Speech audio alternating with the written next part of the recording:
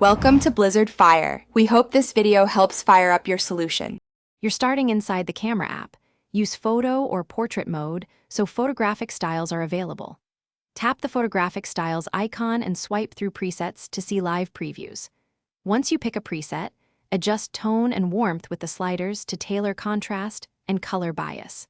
This matters because the style applies selectively to skin tones and midtones, not altering highlights the same way as a filter. Make your first choice now so the camera captures your intended look from the moment you shoot. While framing, watch how the live preview updates. This helps you judge skin tone, shadows, and overall contrast before you press the shutter. Nudge tone and warmth and then lock exposure with AEAF if lighting changes.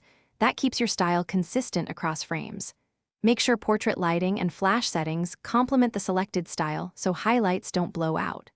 Once done, take a few test shots to compare subtle shifts. This practice prevents surprises and ensures the photographic style works with your chosen composition.